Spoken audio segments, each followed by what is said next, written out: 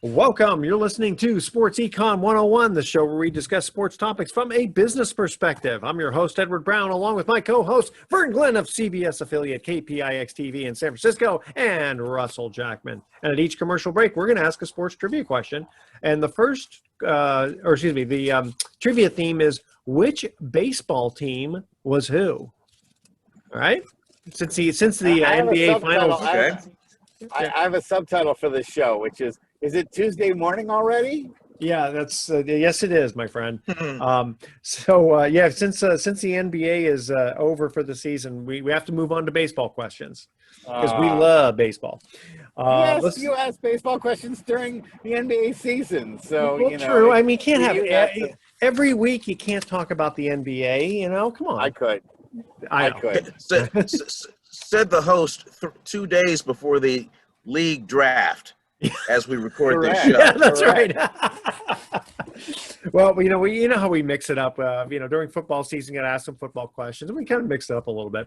Got a lot of things to talk about with regard to the Olympics and the NFL and the Cleveland Indians changing their name. Holy smokes! I don't mind the name the Guardians. I mean, I think they picked a name that you can't really argue with, right? I mean, who's going to be upset about that? There's wanted the Spiders. I wanted the Spiders too. I thought the Spiders was a absolute slam dunk. Really? Because of going back to the late 1800s? And it's a cool mascot. Yeah, Spiders. Yeah. That's what I think they picked that in the running because Cy Young, played for the Cleveland Spiders. That's probably why they did it.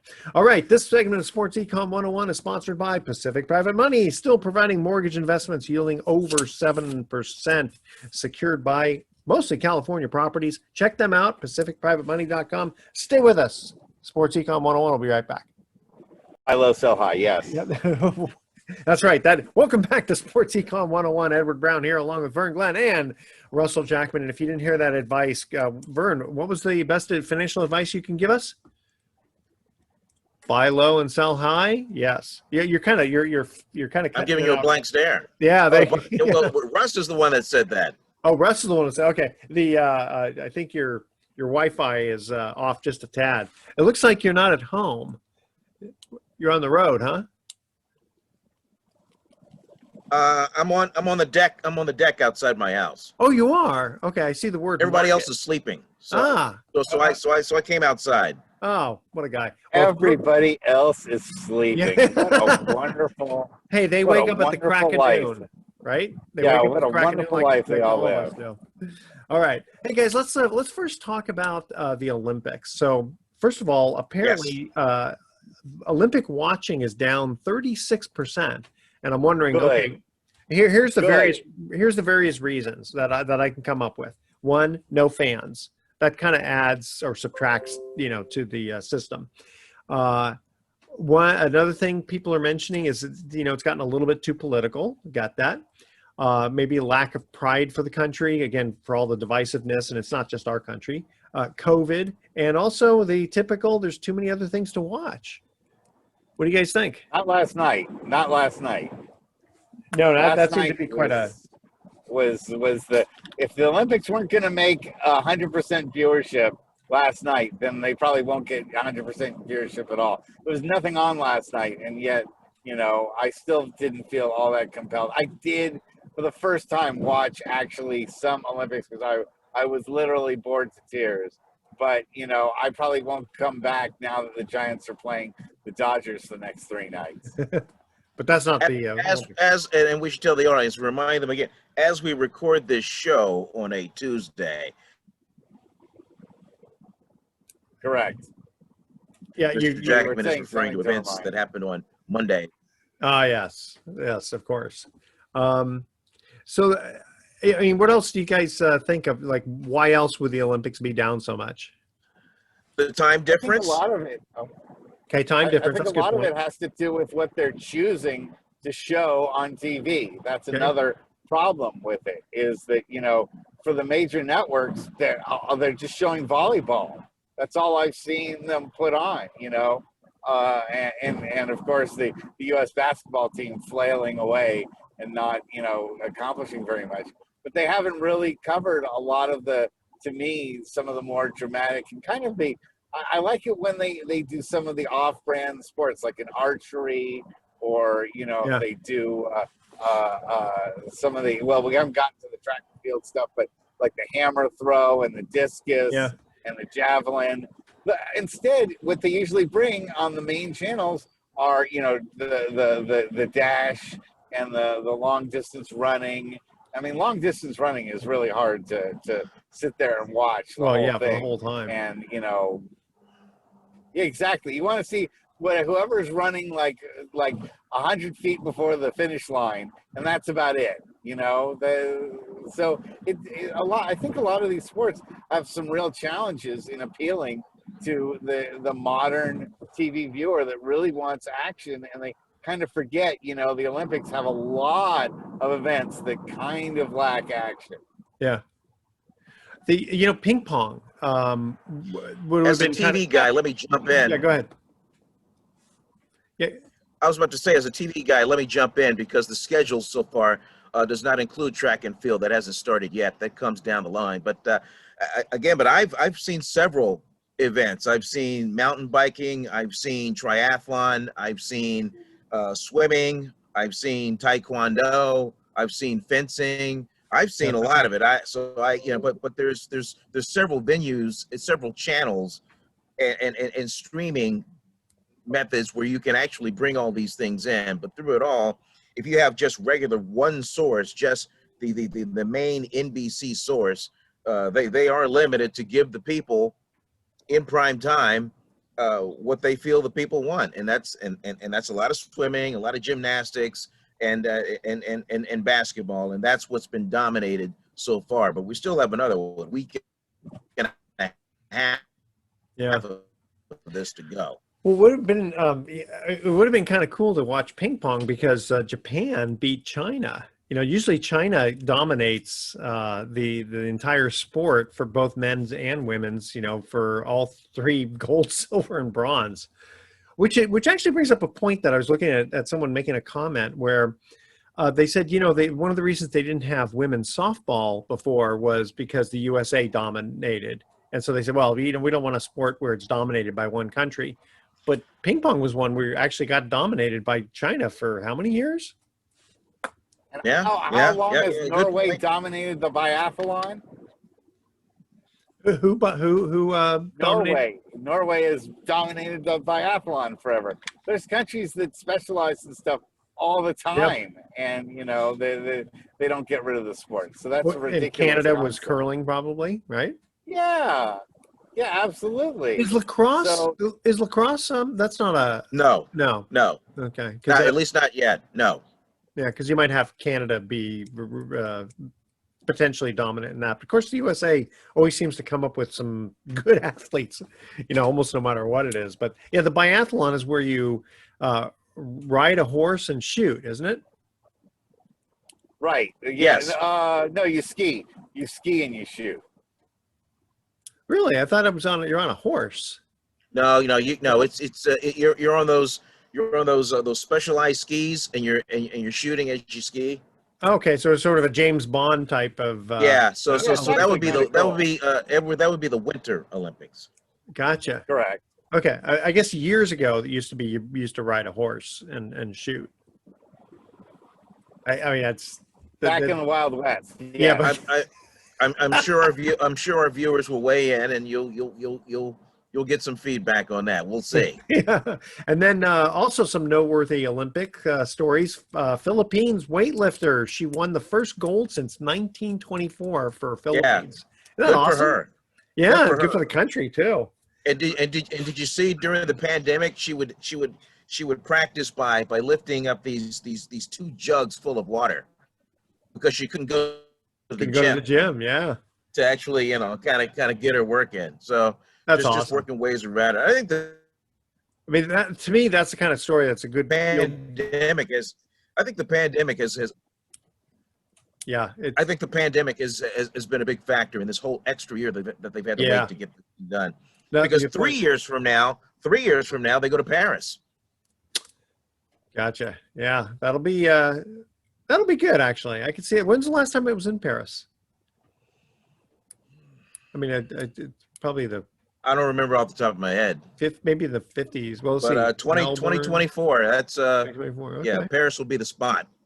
And then some other noteworthy stories. Simone Biles. Yeah, She's out.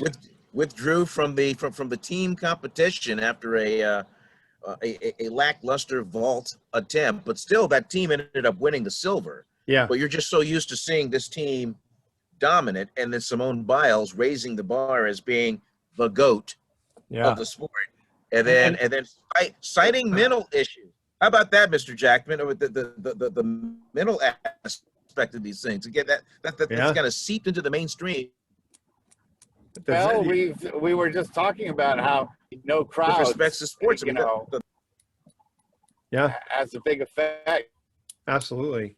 Hey guys, and the no crowds. Hey Russell, we're gonna go to our first commercial trivia question here. Excuse me. The theme is, which baseball team was who? All right, the Twins were seen in Minnesota in 1961. Which team were they the season prior?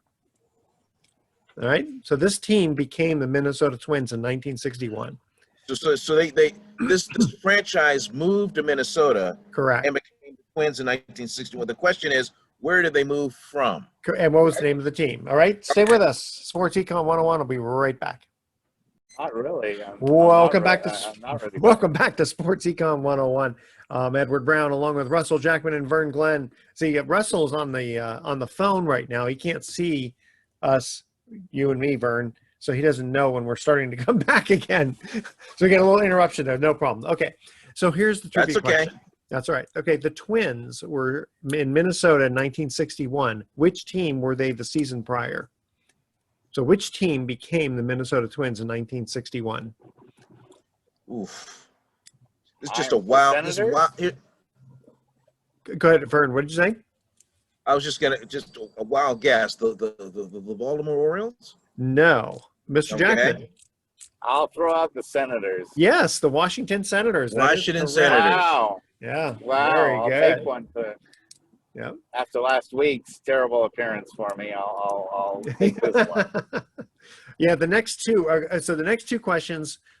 Question number 2 is not that easy, but question number 3, I can almost guarantee Mr. Vern Glenn will know the answer to it. Okay. Great. All right. So we got to give you some good ones here. Okay. Let's see here. What else? NFL new rules on unvaccinated players and potential forfeits. So my question, after you guys talk about that, is what happens if they're vaccinated players who test positive for COVID, like what happened to the Yankees? I mean, how are they going to, what do you think about all this turmoil? Well, they're trying to motivate players to get vaccinated, because there are certainly hangers-on that are saying that they're, for whatever reason, afraid of getting vaccinated. And it really bothers me that people are at this stage afraid of being vaccinated when there have been millions and millions and millions of people vaccinated. Well, I don't know if it's still be on the fence. Are there people who are, is it afraid, or is it still waiting? I mean, so what happens when somebody gets the vaccine and then still comes out positive? Because apparently the vaccines that they have now are still kind of messing around with people's either RNA, DNA, something like that. But apparently what I've kind of sort of heard out there is that they may be coming out with a vaccine that may not be as intrusive.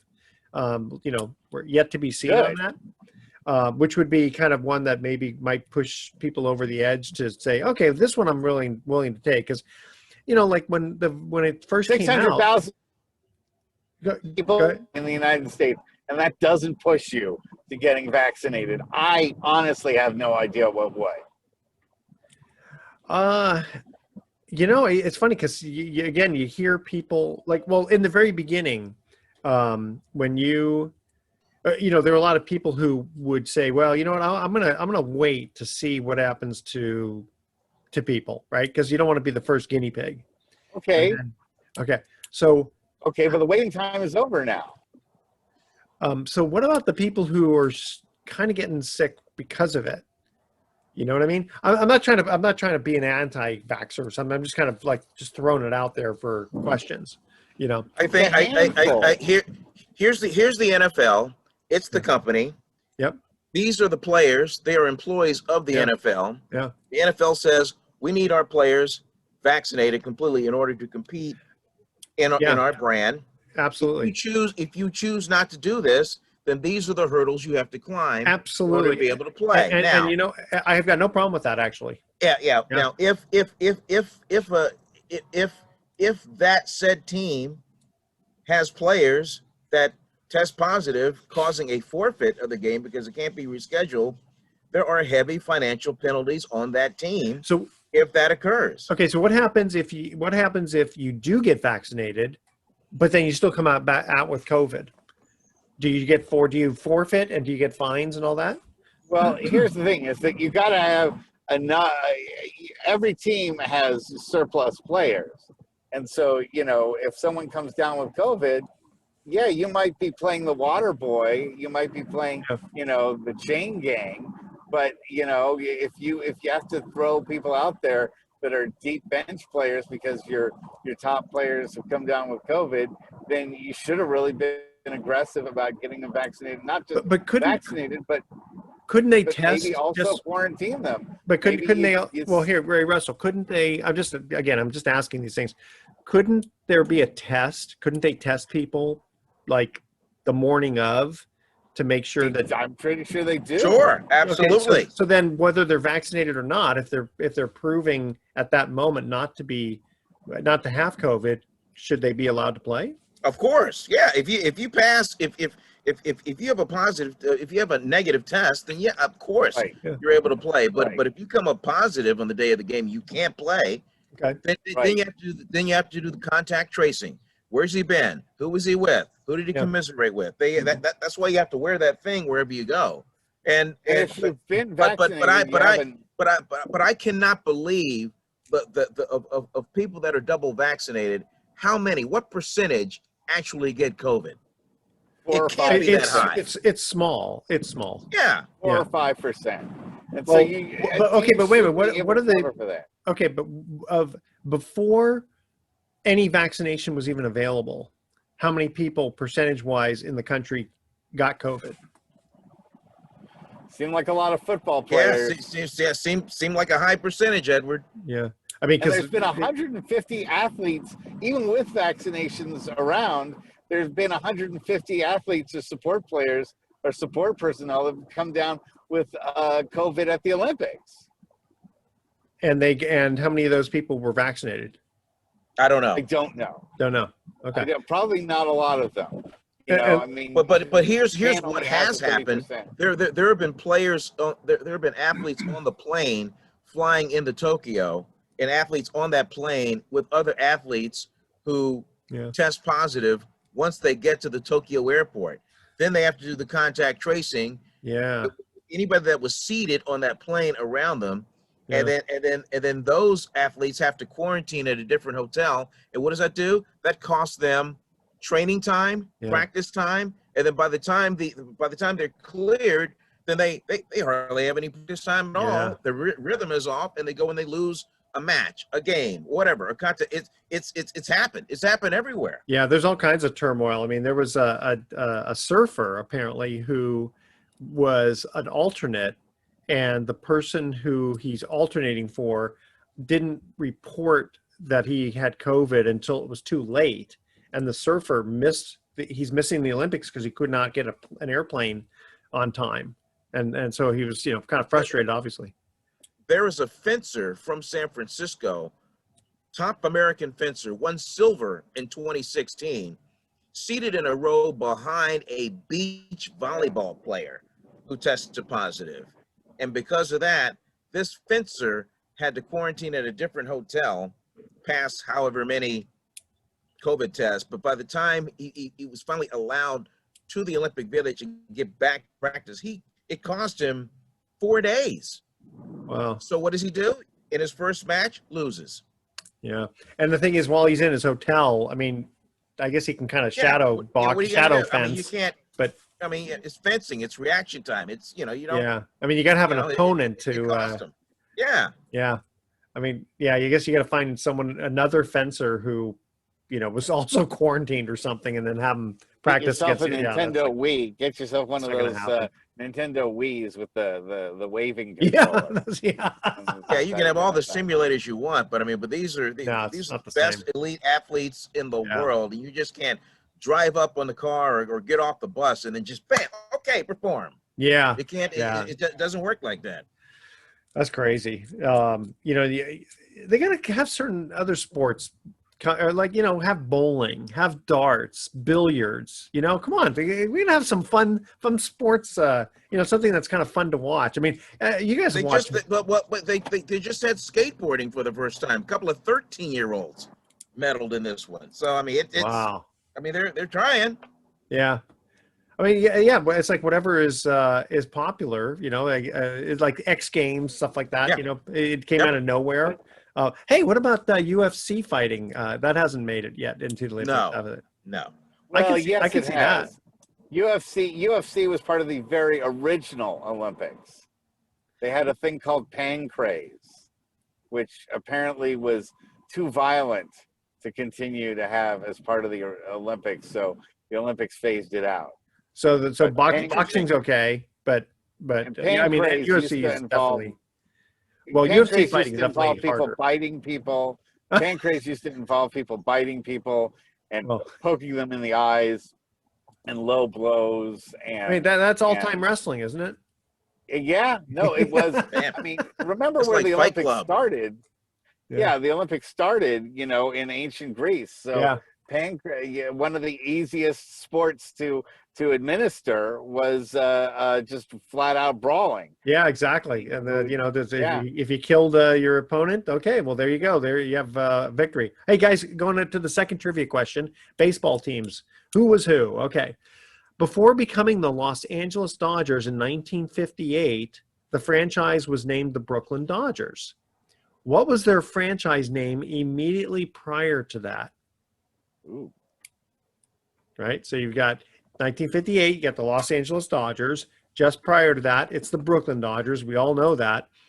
So what were they just before the Brooklyn Dodgers? Because they were Brooklyn Dodgers for quite some time, weren't they? Mm-hmm. So email. From dodging the cable cars. The trolley Dodgers.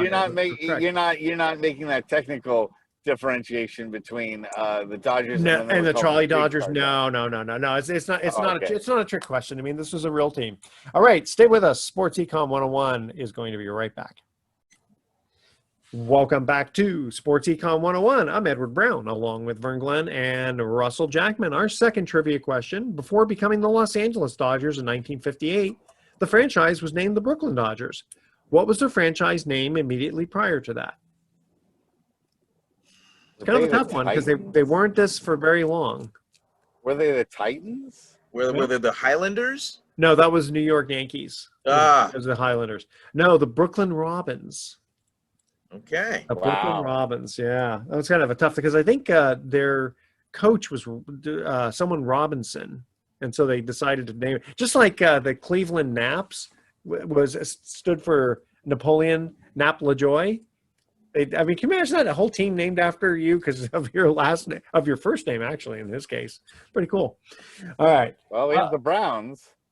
That's true. That's right. That's true. Right. Cleveland Browns, sure. Paul Brown. Yeah. And then he goes ahead and leaves for the Cincinnati Bengals, that rascal. Mm-hmm. Okay, so we already talked about the Cleveland Indians changing their names to the Guardians. That's a pretty – I don't mind that at all. I mean, it's a pretty safe name. Who could be upset with it, right? Washington still hasn't come up with their name for a football team.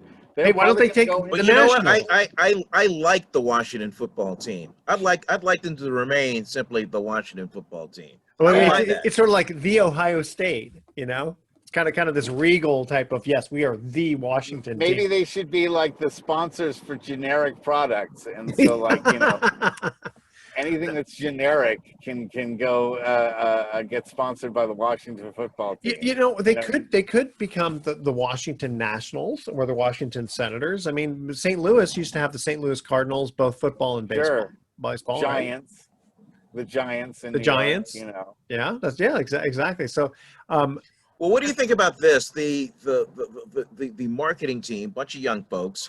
They probably they looked at the Indians, looked at that logo, and then, hey, if we turn this around and cite the two guardian statues that are on a bridge as you head into Cleveland, and kind of guard, and then the IANS with the logo, you still make something out of the Indians thing and just call it Guardians. you think that's how it happened? That's exactly how it happened. Oh, I think that's great. I like it. So the thing is, it's like, except for the fact that the tomahawk chop, which I don't like, I don't see a problem, or I don't know if any Native American people have a problem with the Braves. Just they do. I mean, They don't like the depiction of it, and it has no real place in baseball. I think the Chiefs, the Braves, they all should start looking at changing their names. Just do it. Just do it and get it out of the way. Isn't a brave kind of a more of a compliment? I mean, it's kind of like a warrior. I mean, but it leads people to parody and harangue Native American. Okay, I get that. And then also there's the stereotype. I mean, I kind of get out that. of there. Just get it out of there. Why? Although I am afraid that the Washington football team will say, we've got our new name and it's the Indians. No, they're not gonna do that. Yeah. I mean, that was probably out of all of them, that was probably the worst one, the Redskins. I mean, that Redskins was bad. Indians was almost as bad, and then you get into Chief Wahoo, though. Chief Wahoo was the ultimate depiction of a racist character. Sure. What about the Florida Seminoles? Should they got to change that one too then, right? Yeah, I don't see why you should, and the Chicago Blackhawks and all that stuff, unless you're gonna just make it just a flat out black hawk. You're gonna actually show a picture of the bird. They wouldn't do that. They could say the just Hawks. change themselves to the Hawks. Yeah, they probably will just change. Well, what about the Mets? There may be some cities out there that say, "Hey, we're the Metropolitans." You can't call us the Metropolitans, and that's what Mets stands for, right? Right. The picture of the city, the Mets. What are the one? I mean, I guess you can't get too upset with bears or lions. No one. Unless I guess maybe you got some maybe PETA doesn't like the name the Lions or the Bears. I haven't heard anything from PETA complaining about the last names of animals. Okay, all right. So the aardvarks, right? Isn't that Is it Long Beach? That'd be awesome. Yeah, that's Irvine. Irvine. That's right. Irvine. That's right. Long Beach or the banana slugs, Irvine. Is that the Santa Cruz? Santa Cruz. Yes. Yeah. Santa Cruz, the banana slugs. No, I like the AAA team from Milwaukee, the Milkmen. The Milkmen? Yeah, the Milkmen. I like AAA or AA. Yeah. All right, because they always. What's wrong with bringing back the steamrollers? Yeah, or the Purdue Boilermakers. Or the Iron Men, the Pittsburgh Iron Men. Do you remember? That was like an ancient NBA team. The Iron Men? Years ago. Yeah. I don't remember that one. Men. Which city? From the 40s. Which Pittsburgh. city? I'm sorry? Pittsburgh. The Pittsburgh Iron Men. Okay, didn't know that. All right. Yeah, an ancient NBA franchise that didn't last too long. Okay. Hey, a couple more things here. More football. Aaron Rodgers, is he worth $90 million to $45 million a year is what he's asking for? That's sports econ for you right there. Yeah. And how about him? They're taking away 2 years of his contract. At his request.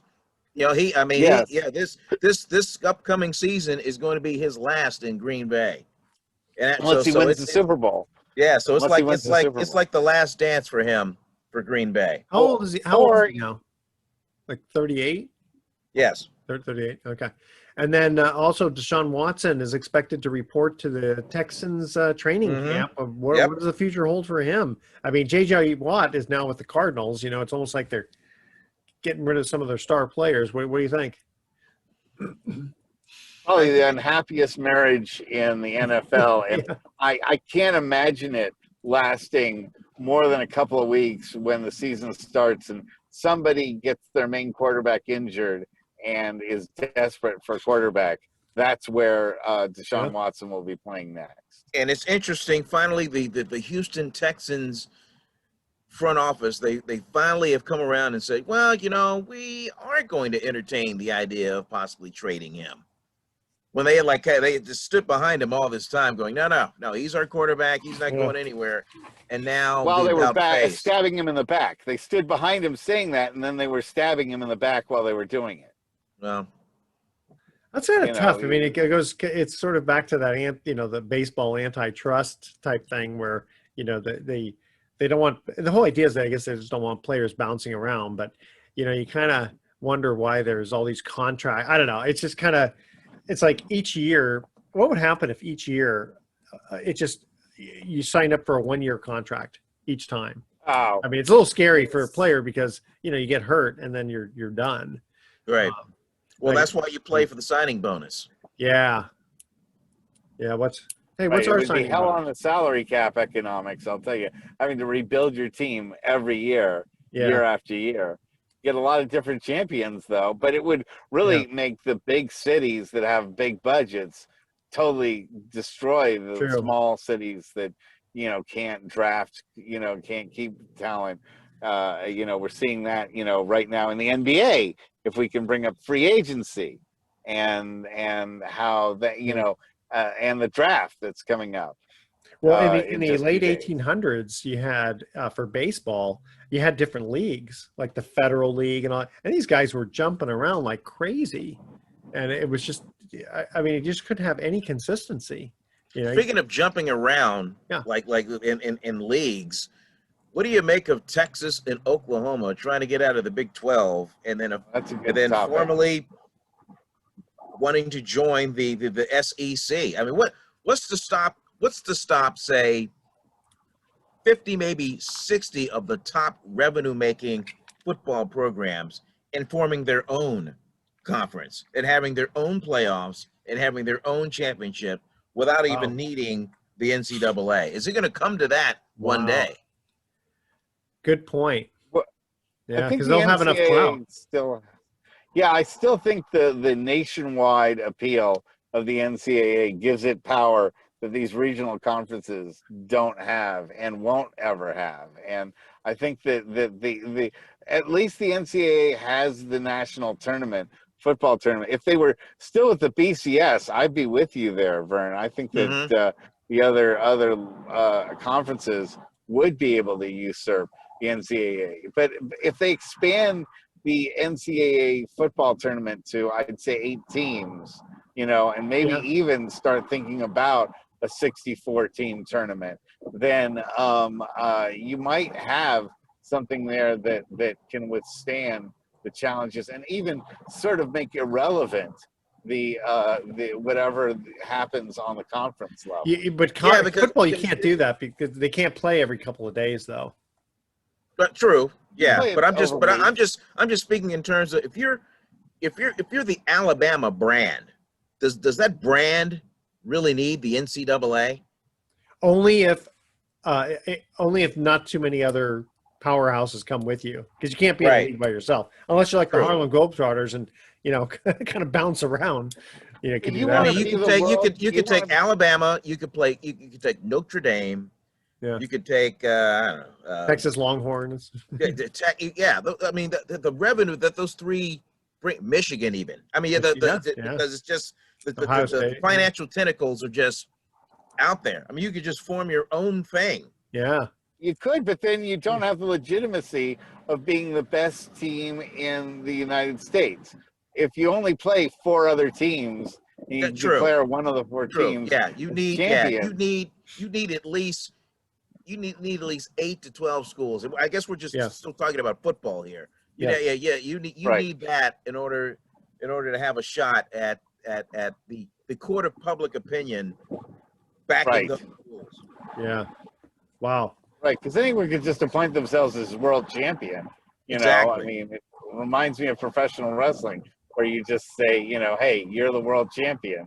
And without any kind of a tournament or anything like that, people don't get as excited. Hmm. Yeah. You No, gotta- that's why I'm you glad. gotta I'm glad build up football- to it. Yeah, I'm glad football finally came out with a championship. Oh, I hated the BCS. Couldn't stand it. God, I would get so mad. It would be like watching a murder mystery, and then at the very end, having somebody walk on the set and say, I'm the killer. Yeah. All right. Are you guys ready for our last trivia question? Okay, go. Okay. And what's our theme? Let's see. Remind me what our theme. Our theme is which baseball team was who? Now, Vern, you are going to get this question. I know you're going to get this question. All right. Before becoming the Houston Astros in 1965, what was the team called? Okay, I know. I Just knew go break. you'd know that one. I got that. Yeah. Okay. That I Mr. got. Mr. Jackman, do you know the answer to that question? No, so you might as well just custom put this out with a bow and hand it over to Vern. I will tell you this, Mr. Jackman. I can name a player who played for them, and then you would instantly Joe Morgan. have yes, recognize yes. That's right. Exactly. It's okay. And they were called the Astros because of the Houston Astrodome. Correct. All right. Okay. That's our trivia question. Stay with us. You're listening to Sports Econ 101. Don't touch that dial. We're going to be right back with some closing comments. Welcome back to Sports Econ 101. Last time for today, I'm Edward Brown, your host, along with Vern Glenn and Russell Jackman. Our last trivia question, Vern's got all excited about this one. Before becoming the Houston Astros in 1965, what was the team called? The 45s. The Houston Colt 45s. Yeah. 45s. That'd be another one that they wouldn't be quite politically correct nowadays. No. Well, just like the Washington Bullets. Washington Bullets. Yeah. Baltimore Bullets. Yeah. Oh, yeah, that's right. The Baltimore Bullets, too. All right. That's right. The Capital Bullets, if you really want to be obscure. For a couple of years, they were known as the Capital Bullets. Yeah, they were the Capital Bullets, then they became the Washington Bullets, and then became the Washington Wizards. Speaking of which, they've hired Wes Unseld Jr. to be the head coach of that franchise. I used to love watching Wes play. Yeah. Oh, he was so awesome. With Big Afro, right? Big Afro, big body. You couldn't move him. Yeah, big. Yeah, quite. He wasn't tall, but he took up a lot of space. Yeah, he's the first. He is the first guy. He and Hulk Hogan are the first guys I interviewed while standing in a chair. Yeah. How tall is That's hilarious. Wes was bad. I say Wes about 6'10". 6'10". Yeah. Yeah. I mean, which was still kind of big back then. Large man. Yeah. I remember him. I remember him asking me, "Why are you standing in a chair?" Yeah. All right, guys. We're going to cut out. Here's our thoughts for the day. What do you call a wreath made of $100 bills?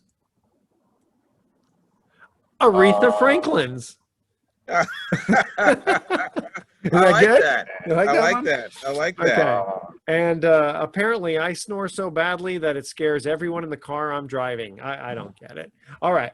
Tune in next week to Sports Econ 101. We'll be discussing sports topics from a business perspective and asking more sports trivia questions. Thanks for listening. On behalf of our team, I'm your host, Edward Brown, and we'll see you next week. Wes Unseld, 6'7". Good night, America. 6'7". I didn't think it was that big. Okay. All right. So long.